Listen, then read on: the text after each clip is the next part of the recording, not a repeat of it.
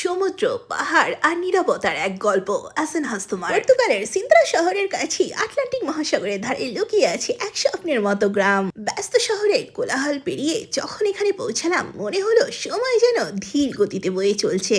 এখানে প্রকৃতি, ইতিহাস আর নীরবতা একসাথে ধরা দেয়। লিসবন থেকে ট্রেন কিংবা বাসে করে সিন্ত্রা, তারপর ছোট্ট একটা বাস যাত্রা। পাহাড়ি রাস্তা ধরে নামতেই চোখে পড়লো সাদা রঙের ছোট ছোট বাড়ি, যেগুলো পাহাড়ের গায়ে ধাপে ধাপে যেন বসে আছে।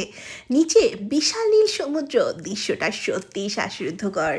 ওপর থেকে সমুদ্রের দিকে তাকাতেই বোঝা যায় কেন আজান হাস্তমার এত বিখ্যাত। পাহাড়, সমুদ্র আর আকাশ যেন এখানে একসাথে মিশে গেছে। ক্যামেরা হাতে নিলেই বোঝা যায় এখানে প্রতিটা কোণেই রয়েছে সুন্দর সুন্দর ছবি। সমুদ্রের পাথরের মাঝে তৈরি প্রাকৃতিক সুইমিং পুলটি এই গ্রামের সবচেয়ে আকর্ষণীয় জায়গা। জোয়ারের সময় সমুদ্রের পানি পুলে ঢুকে পড়ে, ঢেউয়ের ভয় ছাড়াই সমুদ্রের পানিতে সাঁতার কাটার এক দারুণ অনুভূতি।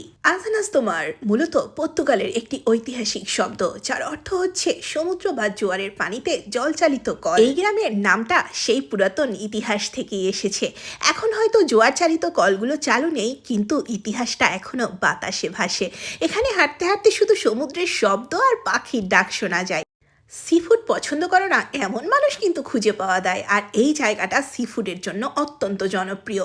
সমুদ্রের সামনে বসে গ্রিল অথবা ফ্রাই, হোয়াট এভার। এই সুন্দর শহরকে আরো উপর থেকে দেখার জন্য আরেকটু উঁচুতে উঠছিলাম, তবে সিঁড়িগুলো পাথরের তৈরি আর বৃষ্টি হলে একটু স্লিপারি, তাই একটু সাবধানে উঠতে হয়। আমরা যেদিন ওখানে গিয়েছিলাম মোটামুটি জায়গাটা নিরিবিলিই ছিল, খুব একটা ভিড় ছিল না। আমি তাই একটু নাচের প্র্যাকটিস করছিলাম। ওই দিন অত বেশি ঠান্ডাও ছিল না, প্রায় 3-4 ঘন্টা ওখানে কাটিয়ে দিয়েছিলাম। বেশ ভালো একটা সময় কেটেছিল। আসলে বাইরে প্রত্যেকটা টুরিস্ট স্পটেই খুব পরিষ্কার পরিচ্ছন্নতা মেনটেন করা হয়। দেখো চারপাশটা কতটা ক্লিন। গাড়ির সময় হয়ে গিয়েছিল, হাঁটতে হাঁটতে স্টেশনের দিকে যাচ্ছিলাম। আজকের ভ্লগটি কেমন লাগলো জানাতে কিন্তু ভুলো না। ভালো থেকো, সুস্থ থেকো। থ্যাঙ্কস আ লট। আজ এই অবধি, এরপর দেখা হবে নতুন কোনো ট্রাভেল এক্সপিরিয়েন্স নিয়ে।